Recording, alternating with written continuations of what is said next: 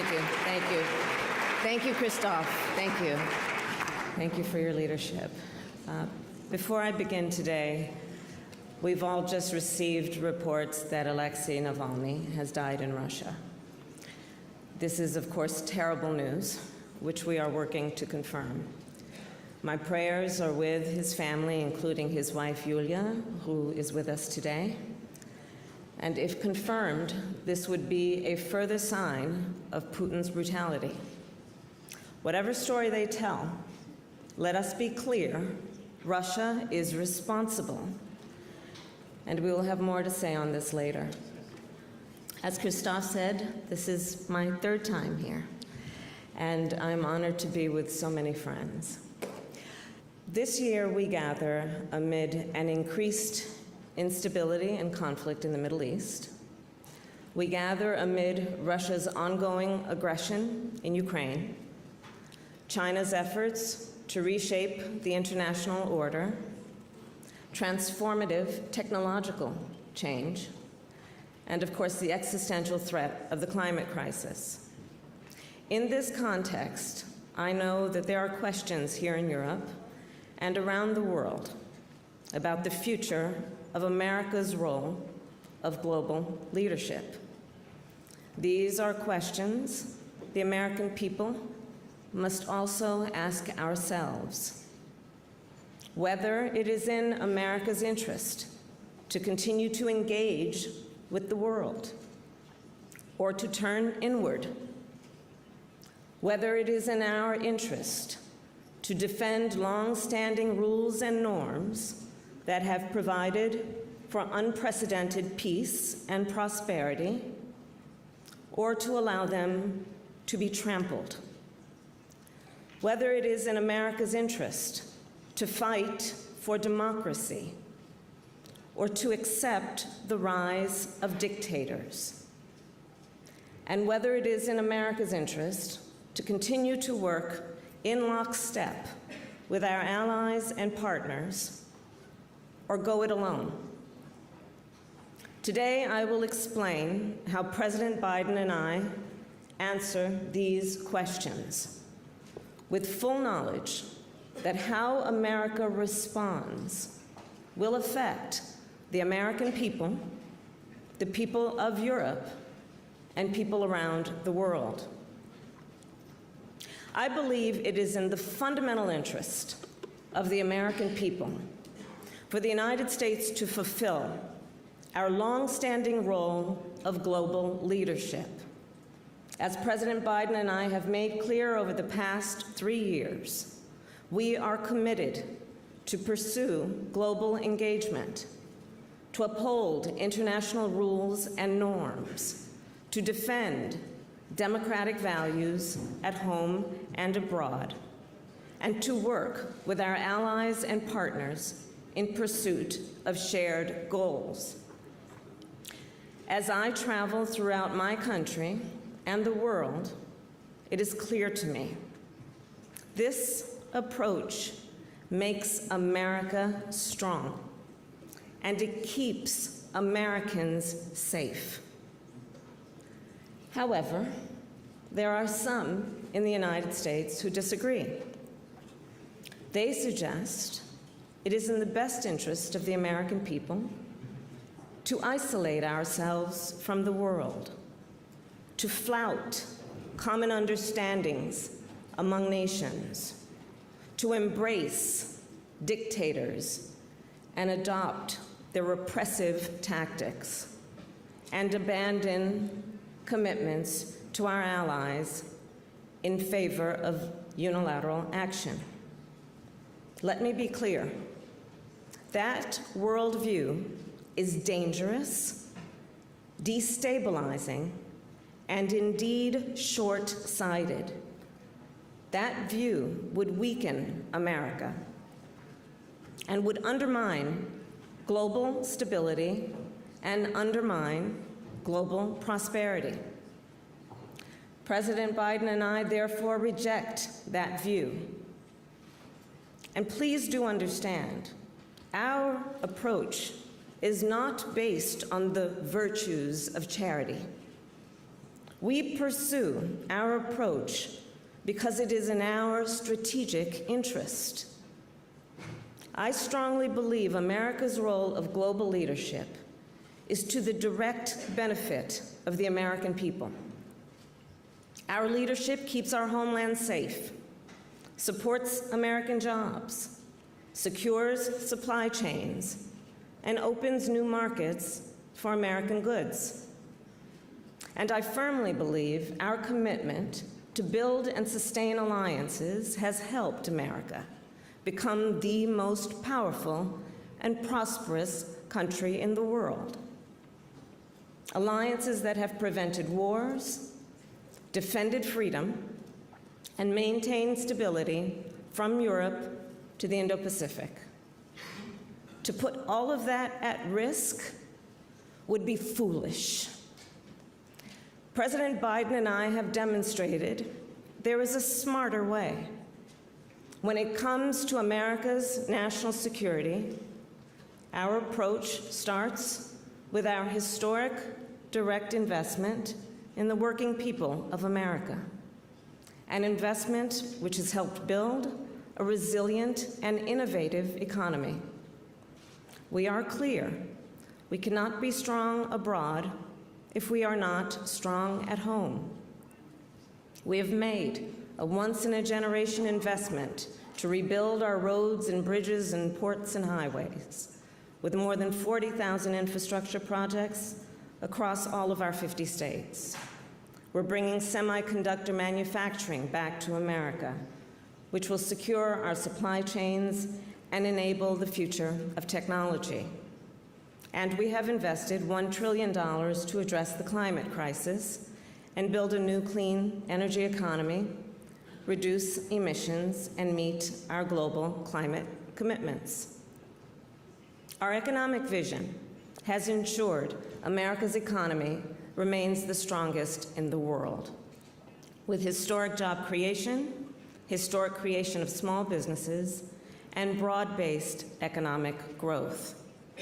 And over the past 3 years, backed by this strong track record at home, we have implemented our national security strategy. In the Indo-Pacific, we have invested heavily in our alliances and partnerships and created new ones to ensure peace and security, and of course, the free flow of commerce. We have responsibly managed competition with China, standing up to Beijing when necessary, and also working together when it serves our interest. In the Middle East, we are working to end the conflict that Hamas triggered on October 7th as soon as possible, and ensure it ends in a way where Israel is secure, hostages are released, the humanitarian crisis is resolved, Hamas does not control Gaza, and Palestinians can enjoy their right to security, dignity, freedom, and self-determination.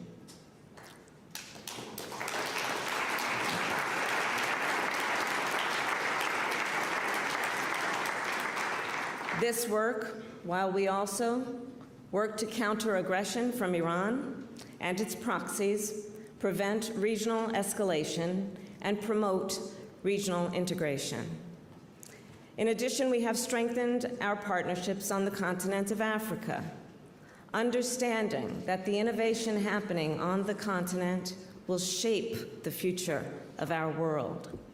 We have also worked with partners in the Caribbean and throughout Latin America to increase private sector investment, address the climate crisis, and address the root causes of migration.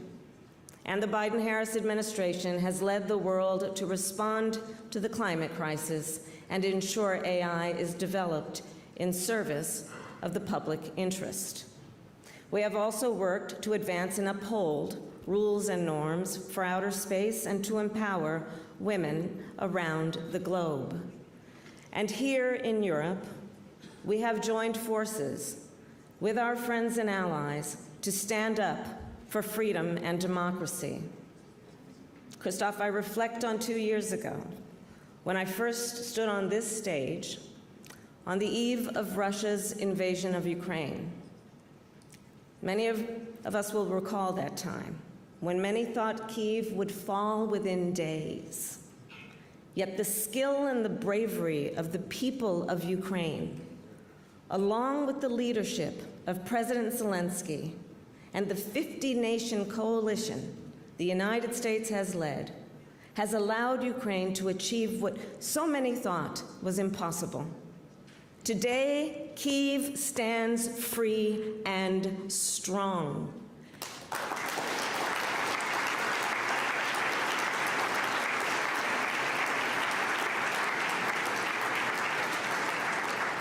The world has come together with leadership from the United States to defend the basic principles of sovereignty and territorial integrity, and to stop an imperialist authoritarian from subjugating a free and democratic people.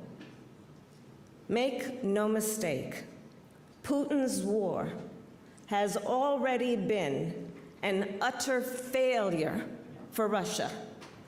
Ukraine has regained more than half the territory Russia occupied at the start of the conflict, thanks in part to a massive supply of American and European weapons. The Russian military has suffered severe setbacks. It has lost 2/3 of its tanks and more than 1/3 of its fleet in the Black Sea. Because of Putin's aggression and recklessness, Russia has also suffered over 300,000 casualties. Remember, that's more than 5 times what it lost in 10 years in Afghanistan. And now it forces conscripts onto the front lines with as little as 2 weeks of training. We have also imposed economic costs on Russia for its aggression. And together with our G7 partners, we have frozen Russia's sovereign assets and made clear Russia must pay for the damages it has caused to Ukraine. I applaud the recent $54 billion commitment the EU made to support Ukraine, on top of the more than $100 billion our European allies and partners have already dedicated. You have made clear that Europe will stand with Ukraine. And I will make clear, President Joe Biden and I stand with Ukraine.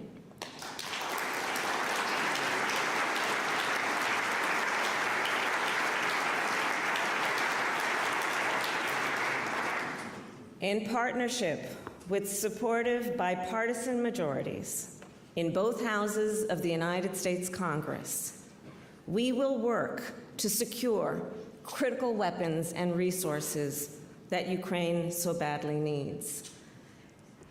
And let me be clear, the failure to do so would be a gift to Vladimir Putin. More broadly, NATO is central to our approach to global security.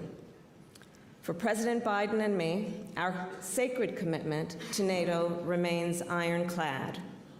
And I do believe, as I've said before, NATO is the greatest military alliance the world has ever known. NATO was founded on a very simple premise. An attack on one is an attack on all. And when it comes to conflict between nations, NATO has deterred aggression against its members to the benefit of the security of the American people. For the past 75 years, NATO members have maintained this solemn pact, including on 9/11, when terrorists attacked America.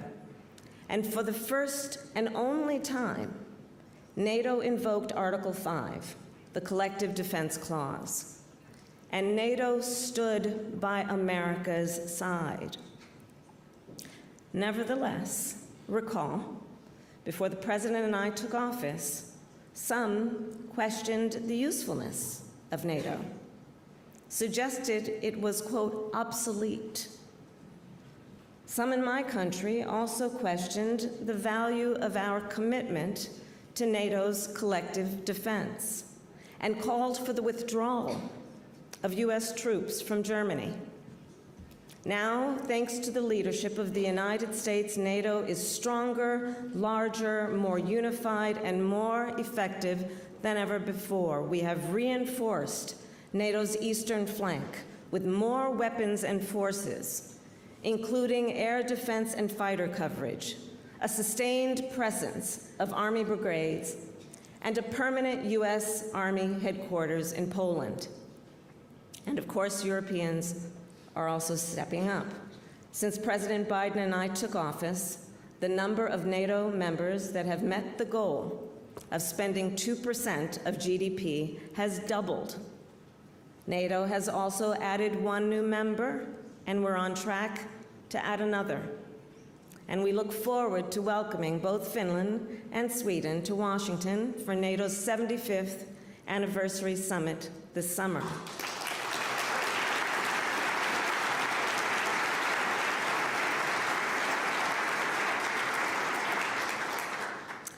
Around the world, we have made great progress. But ultimately, I do believe none of the gains we have made will be permanent unless we are vigilant. And let us remember, none of these gains were inevitable.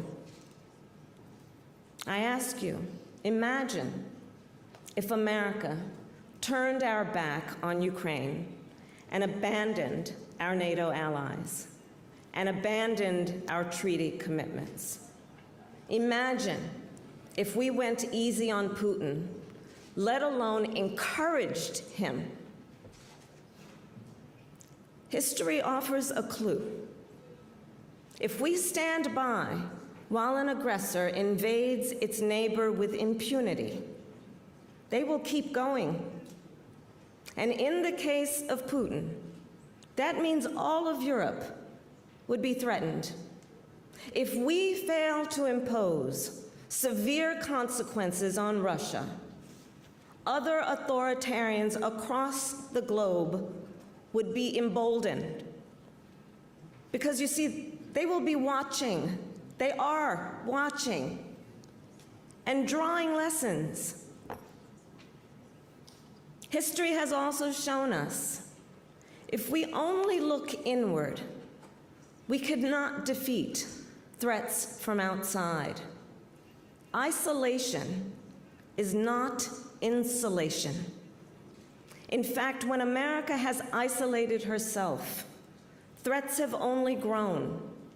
I need not remind the people of Europe of a dark history when the forces of tyranny and fascism were on the march. And then America joined our allies in defense of freedom and to safeguard our collective security. So I'll close with this. In these unsettled times, it is clear America cannot retreat. America must stand strong for democracy. We must stand in defense of international rules and norms. And we must stand with our allies. That is what represents the ideals of America. And the American people know that is what makes us strong. And make no mistake, the American people will meet this moment. And America will continue to lead. I thank you very much.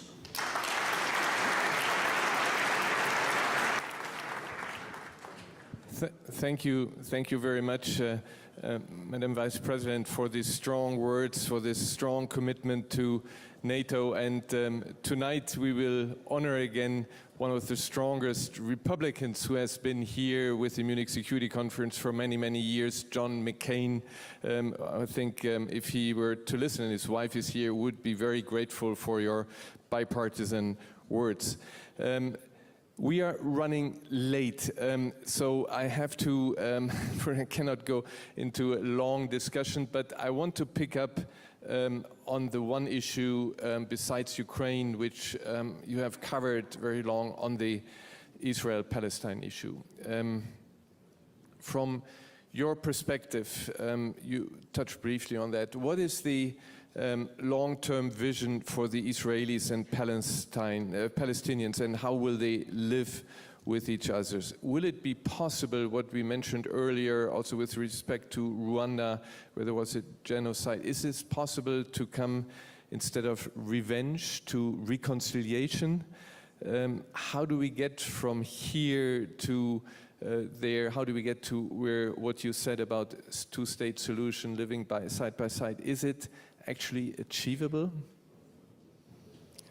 The short answer is yes, I do believe it is, but we must then put the discussion in context, starting with October 7th. On October 7th, Hamas committed a terrorist act that was about slaughtering over 1,200 Israelis, innocent people, many of them young people who were attending a concert. Women were horribly tortured and raped, rape being used as a tool of war. And it is important that we remember what that was. And I will say, understand that Israel then had a right to defend itself. We would. We would. And how it does so matters.